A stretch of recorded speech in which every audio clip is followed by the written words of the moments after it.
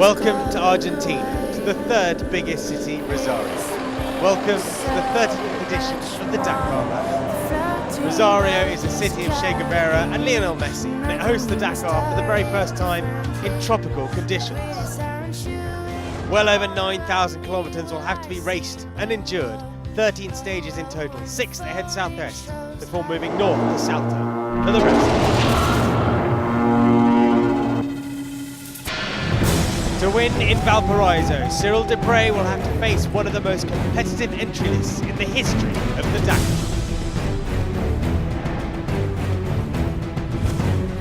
Honnêtement, cette année, ça peut le faire, dès la première année, mais ça sera énorme. Back from the injury that forced his late withdrawal last year and atop the list of challenges for 2014 is Mark Comer. This time he's here to claim his place as the undisputed leader of the KTM Challenge.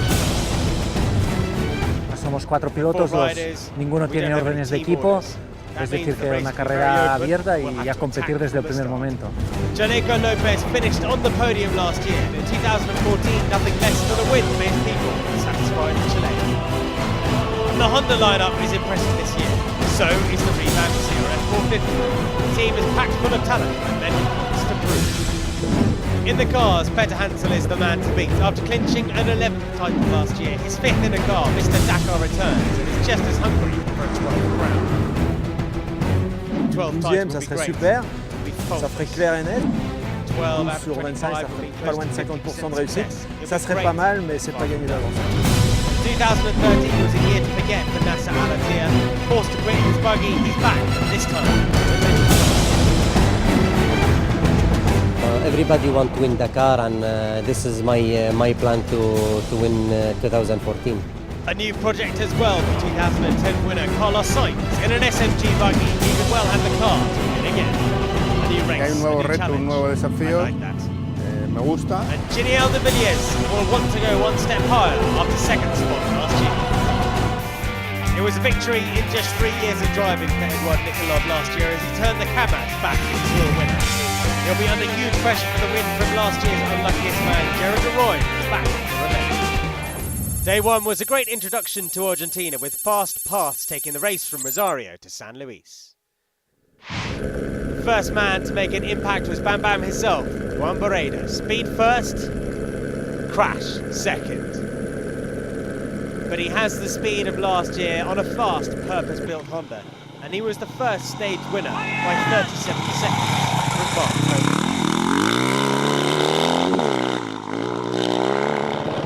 Cyril Dupre was 1 minute further back in third, despite a few navigation wobbles. The new Yamaha has got pace, and he will be in the hunt with the bike designed to give him what he needs to win the Dakar.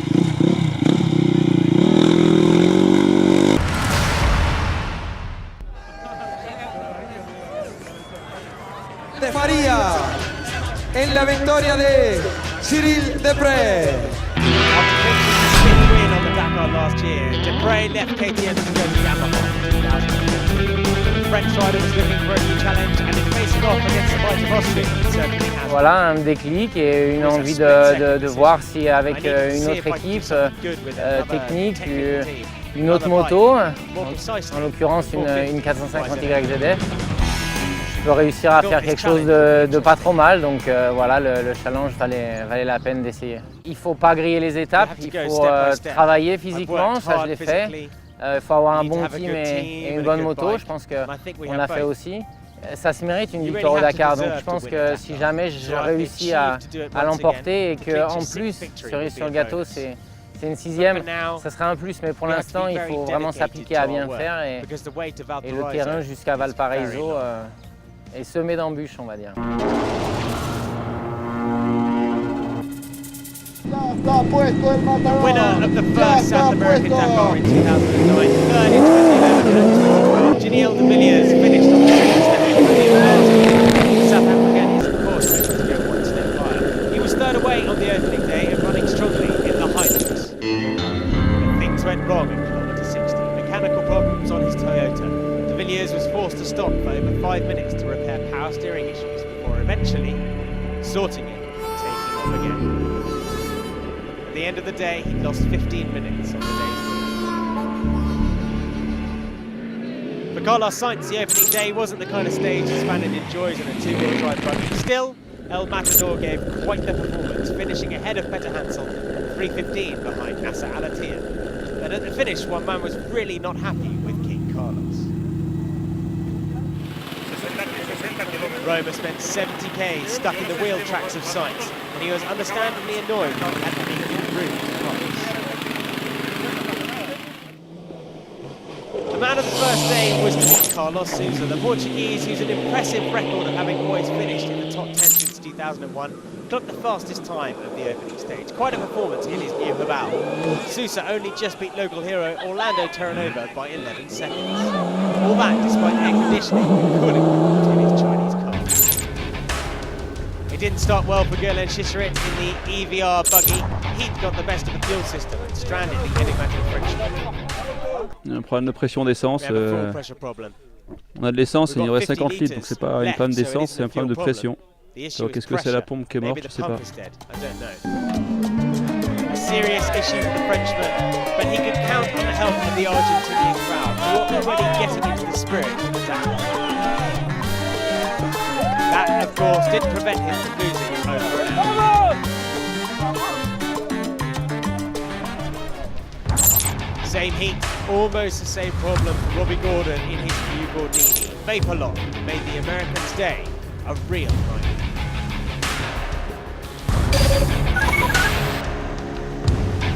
On the left side of the car, it's going to follow the power steering lines. It's going to come up along the side. It happened 5 or 6 times, and 2 hours and 8 minutes. I'm pretty confident we'll go back to what we had on the Hummer and we'll be okay. On day 2 of the bikes, we headed southwest and cut away from the cars for 724 k's of flat-out riding. The sand began on day 2. It has soft areas that disappear under wheels and everlasting dunes that stretch to the sky, but it was neither of those caught out on the road.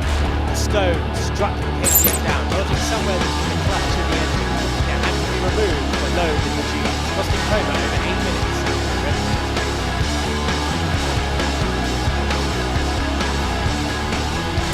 For Depre and Yamaha, it was a day to again. Slow at the start, and made the same with Yamaha's engine before the big moment. A crash at the top of the tube rocked the defending champ, and he lost time and then fist as he nursed himself towards the finish line, but was still over an hour away.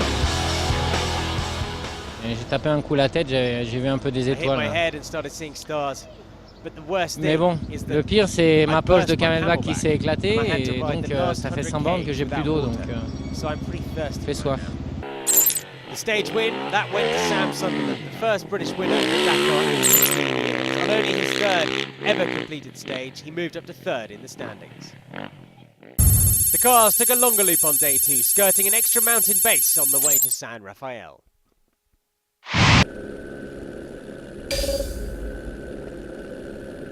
There was drama early on. Small problems in Haval on day 1 became big ones for Sousa at kilometre 33, who was forced to stop because of a broken turbo.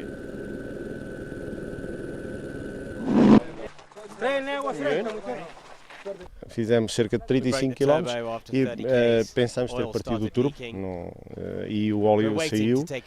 Portanto, neste momento estamos à espera de uma decisão do chefe de equipa se vamos já para a chegada e apanhamos a penalização máxima ou se arriscamos.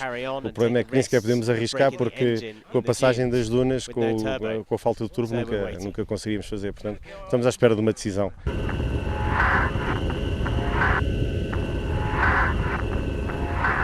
Day 2 was going to be much more like it for Carlos Sainz, especially in the second sandy part of the stage. His argument with Nani Roma was long forgotten as the Spaniard took his SMG buggy to a fine 2nd spot.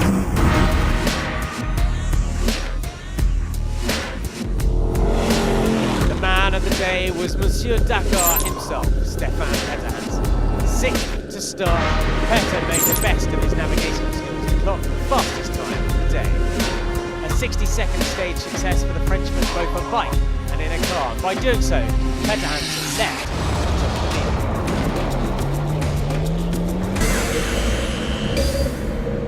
the lead. Overall leader after winning stage 1, Ariat Mardayev had all the pressure on his shoulders, especially with Gerard Dubois chasing. But at kilometre 313, it all went wrong.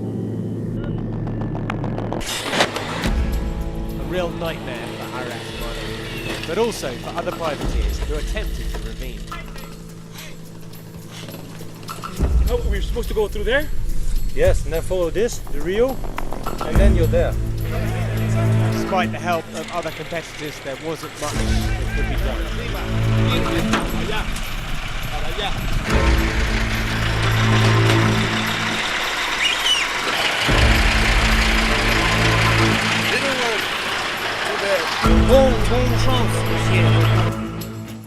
Eventually, the Kamaz assistance truck came in handy. But it was to be a night that we forgotten. The truck, too badly damaged.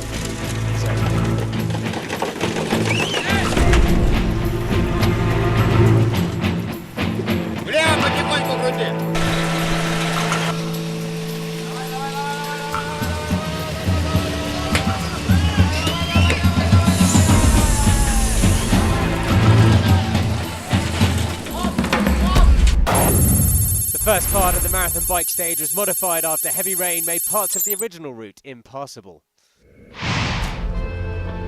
The beginning of the marathon on day 3 was both long and a day when experience counted for almost everything. Coma needed to use all of his. Speed wasn't the key. The cool-headed Catalan continued to bide his time in the first week. Marathon was the correct time, stage 3.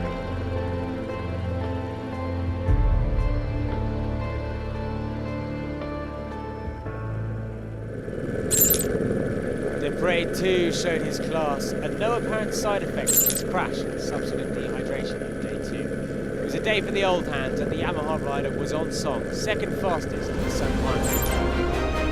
There was no stopping Barreda, however. Navigation, dunes, flat out pace, the Honda rider really was on top of the world as he crested the summit of Mount Pierres at 4,366 metres, a new special stage record in the Dakar. Barreda may well be the complete package in 2014.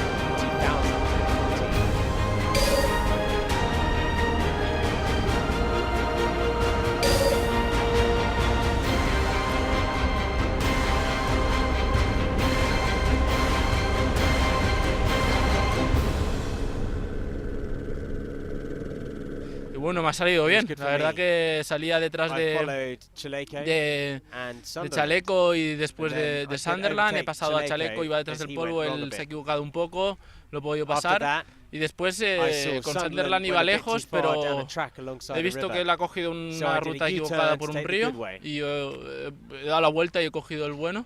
Y nada, después bien, tranquilo, concentrado, sabía que venía una parte de la montaña muy difícil de nadación y he mantenido la calma.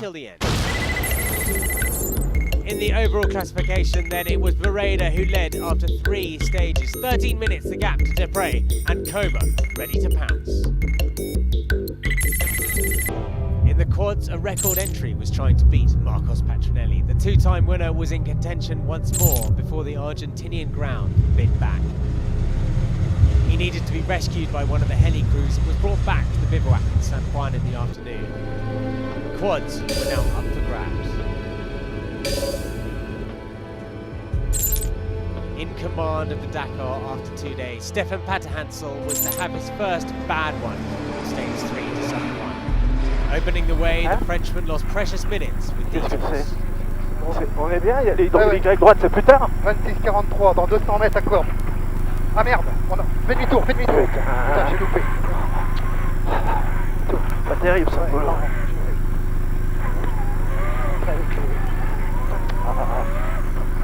Là en plus c'est des notes importantes ça.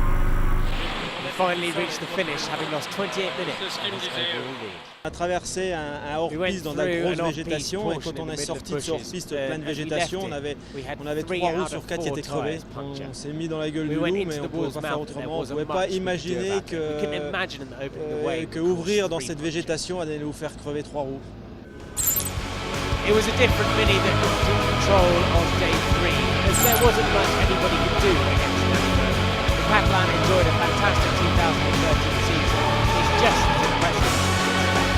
The Mini driver held his 10th stage success in a car, had it 12-1. Roma leads at the end of day 3. The gap 9 minutes to Orlando Terranova ahead of Nasser Al-Attiyah just 1 minute further back. Peter Hansel only 5th. Day 4 dropped us down to 146 bikes in the race as it geared up for 352 Ks of special to Chelsea.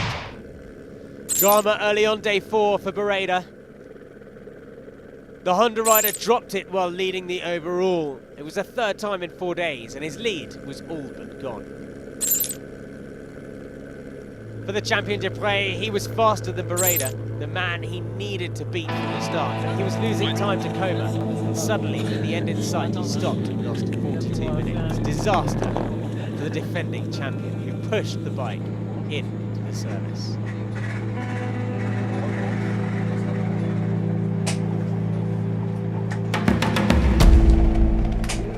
Et à 9 km de l'arrivée, alors qu'on était loin devant tout le monde, la moto s'est arrêtée. J'ai cassé un support de l'Eritrack, un petit support qui a endommagé un câble électrique. Et bon, pour trouver le problème, pour réparer, pour repartir. Voilà, 40 minutes. Coma began to look really impressive on day 4. His smooth style conserved his energy from a long day's racing, and he was in the hunt for the win. The loose stones and waypoints on summits pressed already exhausted riders into desperate riding.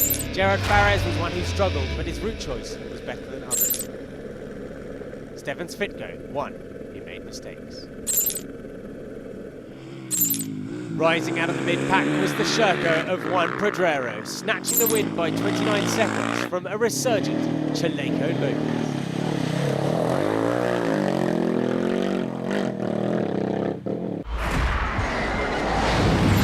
By day 4, Poland was in charge of the quads. Rafał Sonik made the most of the marathon stages to take the lead in the category, but it wouldn't stay that way for more than just one turn.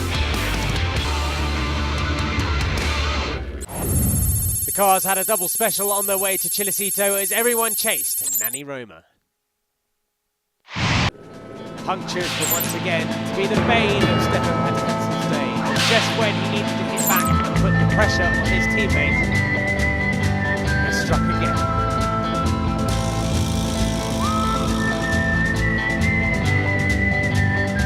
The Frenchman was forced to stop with a first puncture on the first half of the stage.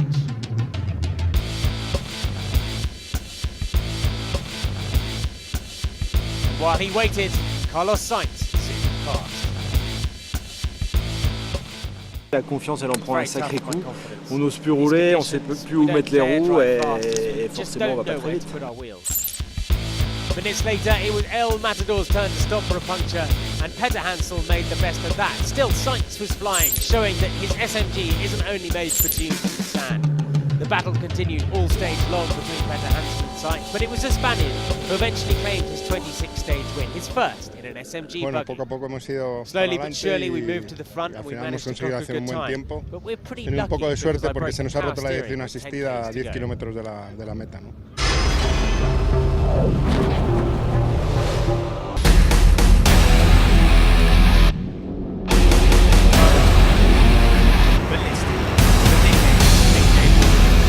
The American desert racing legend is back on the Dakar.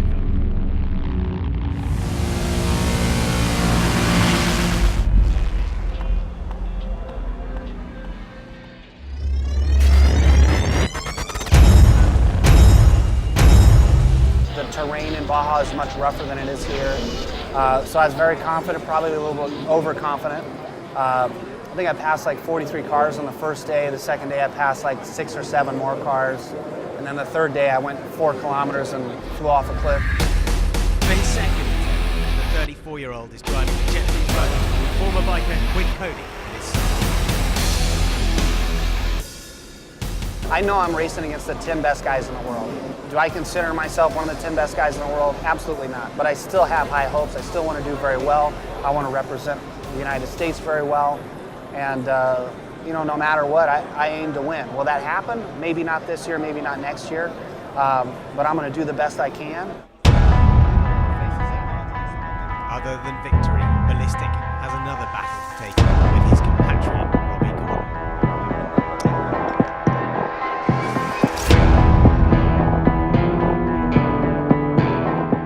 I can finish one place ahead of Robbie, that's always a victory. That's like second on my list.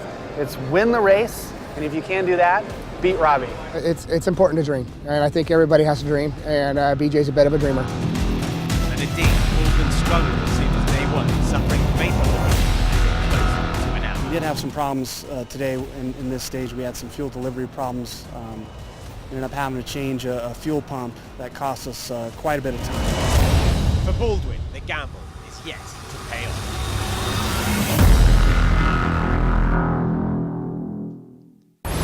The bikes return to the car course as we hit the shortened stage of Chilecito to Tucumán on day 5. As dawn broke, there was mist shrouding and softening the edges of the hill, but they soon revealed themselves to be dunes. Stage 5 would be a decisive day for Mark Comer. The soft mounds of sand and dry riverbeds would hamper navigation for all, but with Alain Duclos in tow, Comer was always close to the right. His KTM lasted just long enough to win the first half of the stage before it sprang a serious fuel leak. His early domination for the stage may have been for nothing. But for Paulo Gonçalves, it was much, much worse. He crashed over a berm and fuel gushed from the Honda, igniting as it flowed over the hot motorcycle. An ignominious end to a heart-wrenching Dakar for the Rally Raid World Champion. For Comer, at least, it would get better. Stage victory would be his. It was a learning week for Nasser Al-Attiyah, learning the Mini, and on day 5, learning how to dig his car out of major sand.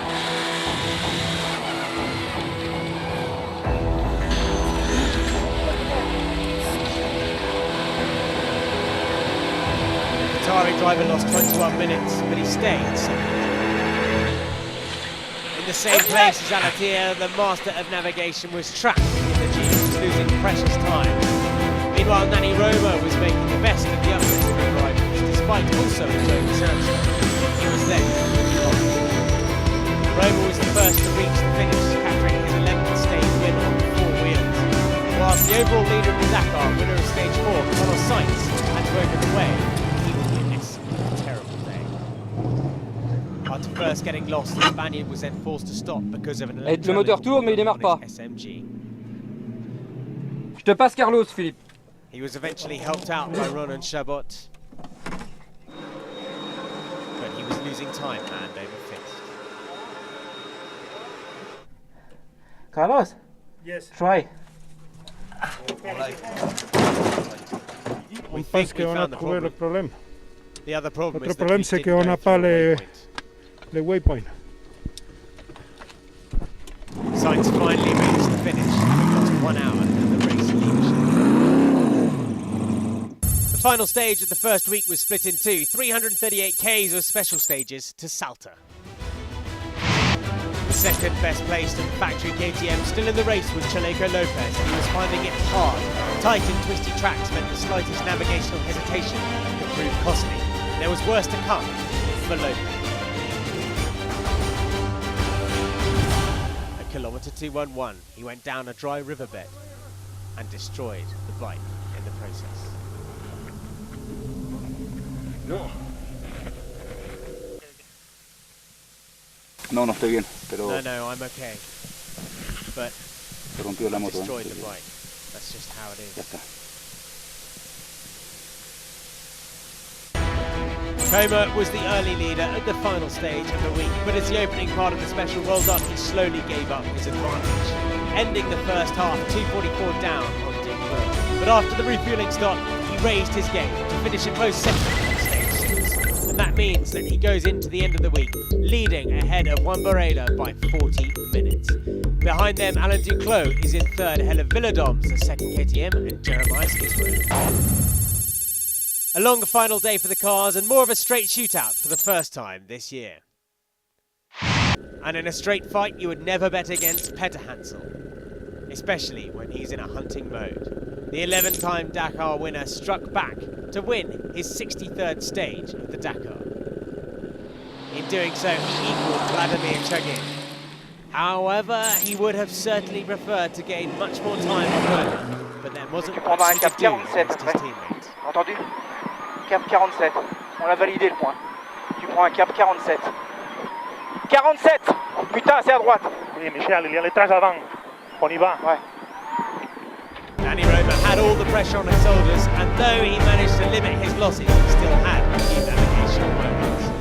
Full blast for Carlos Sainz. He was impressive in stage 6 on the way to Salto. His upsets of day 5 seemed to be behind him, and he made the best of his SMG buggy to cross the finish line with the 5th best time.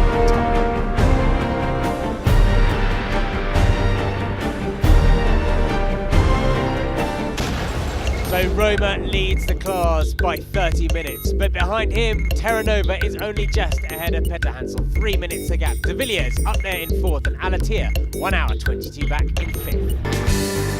In the trucks, it's DeRoy who's still holding off the Camas hordes, leading by 36 minutes in the long nose Ivan.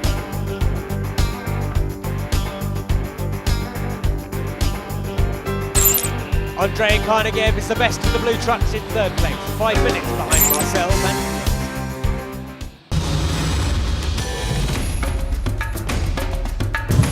next week the bikes will go it alone as they take the Dakar to Bolivia for the first time on a unique marathon stage, headed by Coma. While in the cars, Roma has control of the race, but can he hang on as we cross the Andes into Chile? The adventure will continue in the Dakar 2014. Dakar!